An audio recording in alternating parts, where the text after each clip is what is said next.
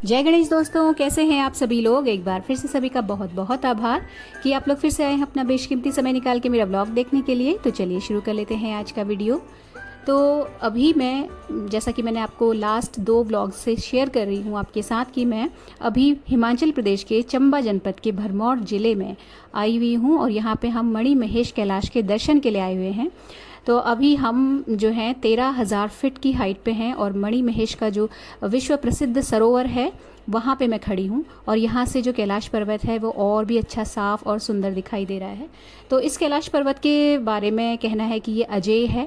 आज तक यहाँ कोई भी नहीं चढ़ पाया, कोई भी नहीं पहुँच पाया, और जिसने कोशिश की वो ये कहा जाता है कि कभी वापस नहीं आ पाया। आजकल इस टाइम पे यहाँ पे मेला चलता है, मतलब मेला लगा हुआ है और यात्रा भी इसी टाइम पे होती है, जो कि जन्माष्टमी से शुरू होती है और राधाष्टमी पे संपन्न हो जाती है। तो अभी मैं जहाँ पे खड़ी हूँ ना, ये सरोवर है। और क्योंकि एयर प्रेशर इतना ज़्यादा होता है कि मतलब आप स्वेलिंग देख सकते हैं, मेरे पूरे चेहरे पे भी है, आंखों में भी है। अभी फ़िलहाल मुझे किसी तरीके का नौजिया या हेडेक तो नहीं है क्योंकि रात को नींद अच्छे से पूरी हो गई थी, लेकिन फिर भी एक जो भारीपन रहता है वो है। बहुत सारे लोगों को मैं यहाँ पे देख रही थी जो मतलब सांस लेने में भी जिनको हल्की हल्की दिक्कतें हो रही थी। तो खैर यहाँ पे मेडिकल जो सुविधाएं हैं वो भी अवेलेबल रहती हैं। आप दवा लेके चलिए अपने साथ में, लेकिन अगर किसी वजह से नहीं ला पाए हैं तो यहाँ पे मुफ्त में दवाएं भी दी जाती हैं। यहाँ पे हमने फिर पूजा पाठ की, जो भी मैंने सामग्री पूजा से रिलेटेड रखी हुई थी आपके साथ शेयर भी किया था अपने प्रिपरेशन वाले व्लॉग में। तो वो सारी सामग्री चढ़ाने का सौभाग्य मिला और बहुत ही तरीके से, बहुत ही शांति से और समय लेके पूजा करने का अवसर मिला मुझे। मतलब ऐसा नहीं है कि बहुत ज़्यादा भीड़ में या धक्का मुक्की में हमने पूजा की हो, बहुत अच्छे से पूजा संपन्न हुई। और ये जो पर्वत है कैलाश पर्वत, इसकी आपको मैं विशेषता बताऊं, इसके अड़ोस पड़ोस में बहुत सारे शिखर हैं, बहुत सारी चोटियां हैं, लेकिन एक ही अकेला पर्वत है जो बार बार छुपता और दिखता रहता है धुंध के पीछे। मतलब बादल दिखते और छुपते रहते हैं और बाकी सारे पर्वत क्लियर दिखते हैं, बट ये जो है ऐसे जैसे वो करते हैं ना लुका छुपी, इस तरीके की करता है। तो अब हम वापस नीचे आ गए थे दर्शन करने के बाद। अपना 1 किलोमीटर नीचे हम आ गए हैं, गौरीकुंड में है जहां हमने रात को स्टे किया था। तो रात को तो अच्छे से नहीं दिख पा रहा था, अभी मैं आपको वो टेंट दिखा रही हूँ जहाँ पे हमने रात को हम लोग सोए थे रात को। तो ये है वो टेंट। 100 रुपया प्रति पर्सन यहाँ पे लिया जाता है रेंट सोने का। तो हम दोनों का 200 रुपया लगा था। और क्योंकि थके इतने थे तो बिस्तर कैसा है, सफाई कैसी है, हाइजीन कैसा है, ये सब चीज़ें एक ताक में रखी रह जाती है। और आपको सिर्फ एक बिस्तर चाहिए होता है और बेसिकली मैं कहूँ तो आपको सिर्फ एक सरफेस चाहिए होता है जहाँ आप लेट सको, इतनी गहरी नींद आ जाती है। यहाँ से फिर हमने अपना सारा सामान बटोरा और हमने अभी भी कुछ खाया नहीं था क्योंकि भूख नहीं लग रही थी। क्योंकि होता क्या है, इतनी हाइट पे जब आप जाते हो, वेदर कंडीशंस चेंज होती है ना, तो थोड़ा सा पेट भी अपसेट हो जाता है। तो जो टाइम से भूख लगना और ये सारी चीज़ें होती है ना, ये सारी की सारी डिस्टर्ब हो जाती हैं। तो ज़बरदस्ती खा के कोई फ़ायदा होता नहीं है। तो बिना खाए हम लोग, बस हमने सामान बटोरा और हम लोग नीचे उतरना शुरू हो गए। तो यहाँ पे मैं आपको दिखा रही हूँ कि देखिए हेलीकॉप्टर जो है ना, हेलीकॉप्टर सुविधा भी यहाँ अवेलेबल है। 10-15 मिनट में जो ये हेलीकॉप्टर्स हैं ये राउंड लगाते रहते हैं ऊपर नीचे और यात्रियों को लाते और ले जाते रहते हैं।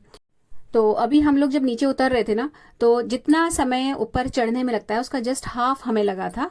हम लोग सुबह 7 बजे चलना शुरू हुए थे और रात को 11 बजे पहुंचे थे।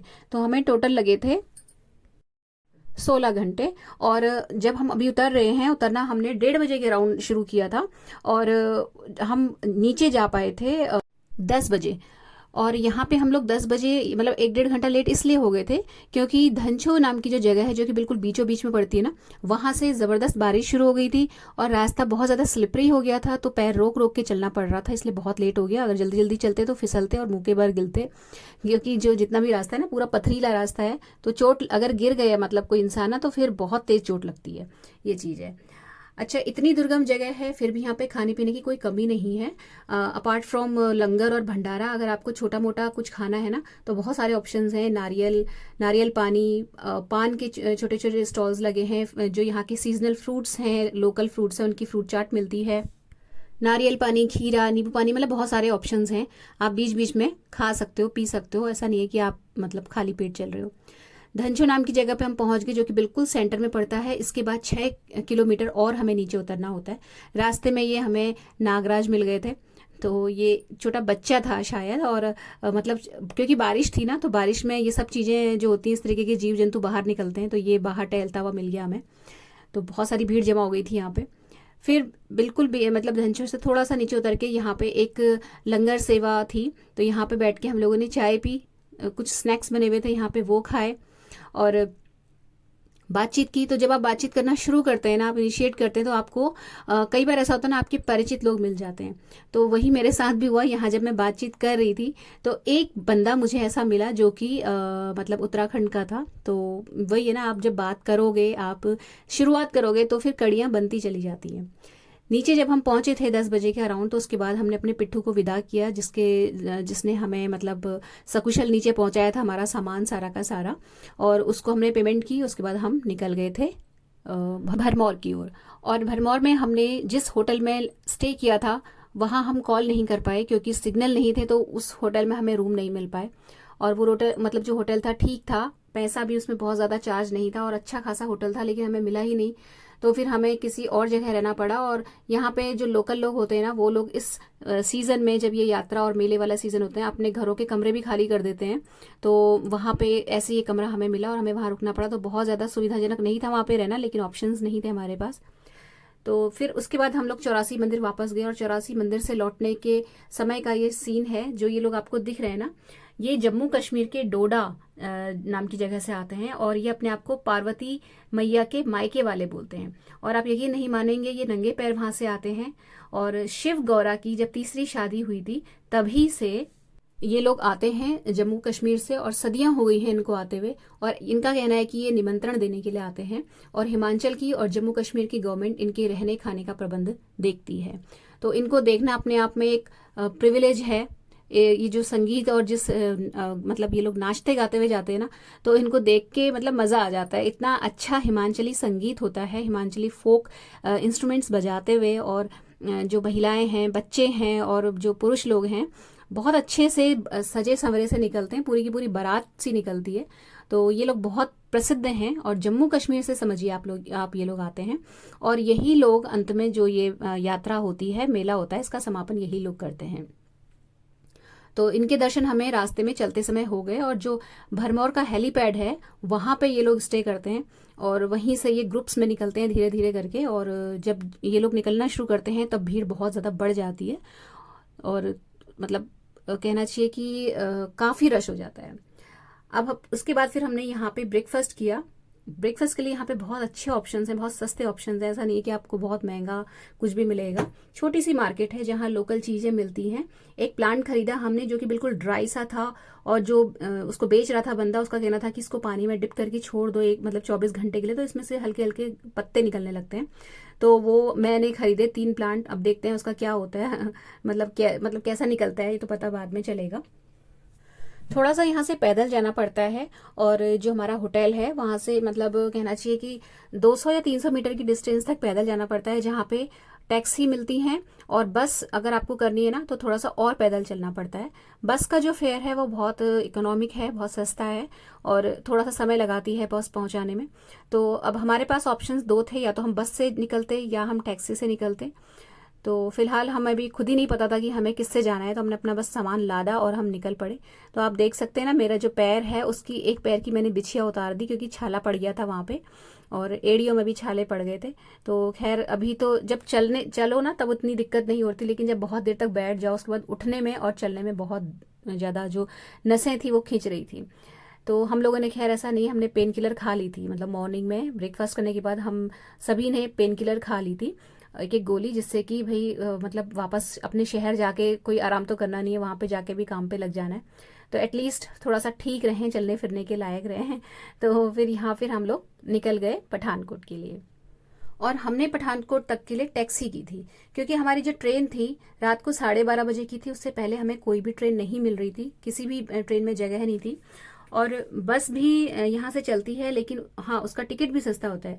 लेकिन जब हमने लोकल लोगों से बातचीत की ना, तो उन्होंने हमें बताया कि अगर आप बस से जाओगे तो टिकट तो आपको सस्ता पड़ेगा, लेकिन आपकी ट्रेन मिस हो सकती है कि आज जो है मेला है और आने जाने वालों का रश बहुत है, तो आपको ज़बरदस्त जाम मिलेगा, तो आप फंस सकते हो। टैक्सी आपको कंपेरेटिवली थोड़ा जल्दी पहुँचा देगी अगर आपको आपकी ट्रेन मिस नहीं करवानी है तो।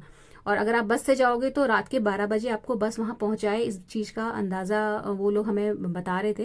तो फिर हमने रिस्क नहीं लिया, हमने टैक्सी की और टैक्सी वाले ने हमें मतलब जो है 6:30 बजे ही पठानकोट के जो कैंट का रेलवे स्टेशन है वहाँ हमें पहुँचा दिया, जहाँ से हमने टैक्सी आते समय की थी। तो अब हम 6 घंटे पहले ही पठानकोट के जो प्लेटफॉर्म था वहाँ पे बैठे हुए थे और हमें पूरा का पूरा 6 घंटे वेट करना था। तो फिर अब ऑप्शंस तो थे नहीं वहाँ पे, बैठे बैठे नींद आ रही थी और अभी तक भी हमने कुछ भी नहीं खाया था, क्योंकि बहुत ज़्यादा अपसेट हो जाता है ना पेट। एक तो जो पूरी की पूरी अपनी जो मेटाबॉलिक क्लॉक है बॉडी की वो बिगड़ जाती है, कंफ्यूज हो जाता है हमारा शरीर की, मतलब क्या हो गया, एकदम से चेंज हो जाता है ना वेदर वगैरह, सब कुछ खाने पीने का जो क्रम है, मॉर्निंग में नाश्ता, दिन में खाना, रात को डिनर, चाय वगैरह सब कुछ एकदम से चेंज हो जाती है, तो बॉडी समझ नहीं पाती है ऐसी जगह में। तो जब भूख लगे तभी खाना चाहिए मेरे हिसाब से, ज़बरदस्ती खाना भी नहीं चाहिए। तो प्लेटफॉर्म पे बैठ के फिर मैंने थोड़ी बहुत एडिटिंग करी, 2-3 ब्लॉग्स की एडिटिंग करी, वॉइस वगैरह देने की कोशिश की, लेकिन माइक नहीं था तो बहुत ज़्यादा शोर आ रहा था, तो वो तो नहीं हो पाया। लेकिन बहुत सारे कमेंट्स थे, इनका रिप्लाई किया, घर वालों को कॉल किया, फ्रेंड्स को कॉल किया कि भाई हम लोग सेफली पठानकोट के रेलवे स्टेशन पे पहुंच गए हैं और नेक्स्ट डे मॉर्निंग में हम अपने शहर पहुंच जाएंगे। तो यहाँ पे वेट करना बहुत भारी पड़ गया। इस वक्त तक अच्छी भूख लग गई थी। तो आजकल जो ये रेलवे स्टेशन में आपने देखा होगा कि ट्रेन कैफ़े खुल गए हैं, जो कि एक ट्रेन की ही एक बोगी होती है, उसी को ही वो लोग खड़ा कर देते हैं और उसको एक रेस्टोरेंट का रूप दे देते हैं। तो उसको रेल कैफ़े भी कहते हैं और रेल रेस्टोरेंट भी कहते हैं शायद। वहीं पे हमने डिनर किया तो ठीक ठाक सा खाना मिल गया था, बहुत ज़्यादा वैरायटी है, बहुत ज़्यादा ऐसा नहीं था, बट ठीक था और पैसे भी ठीक थे उसके, बहुत महंगा नहीं था। तो हमने फिर जाके खा के, फिर ट्रेन आ गई थी तो हमने बस गए उसमें और सीधे सो गए थे। ये नेक्स्ट डे मॉर्निंग का है क्लिप। इस वक्त हम मुरादाबाद से निकल रहे हैं और अपना शहर पास आ रहा है और थकान आप चेहरे पे देख सकते हो, बहुत ज़्यादा थकान है और थकान से ज़्यादा जो है वो मेरे घुटनों में और मेरे काव्स मसल्स में बहुत पेन हो रहा था। और लेकिन अभी जब मैं वॉइस ओवर कर रही हूँ अपने शहर में आके ना, तो मैं आपको बताऊँ महादेव का ऐसा प्रभाव है कि आप अपने जब कर्मस्थली में पहुँचते हो ना, तो सारे के सारे दर्द उड़ंच हो जाते हैं। उनका इशारा ये रहता है कि भाई अब तू मेरे दर से चला गया, अब तू जा अपना काम कर, अपना कर्म कर, और वो आपको बिल्कुल फिट कर देते हैं। तो पहुंच गए थे हम अपने शहर, अपनों से मिलने, अपने लोगों से मिलने और अपना काम करने के लिए अपनी कर्म भूमि पे। तो फ्रेंड्स, ये था आज का छोटा सा व्लॉग। अगर अच्छा लगा हो तो प्लीज़ वीडियो को लाइक शेयर ज़रूर कीजिएगा, चैनल सब्सक्राइब करना बिल्कुल भी मत भूलिएगा। मिलते हैं अगले वीडियो में। Till then take care, stay healthy, happy and positive. Thank you.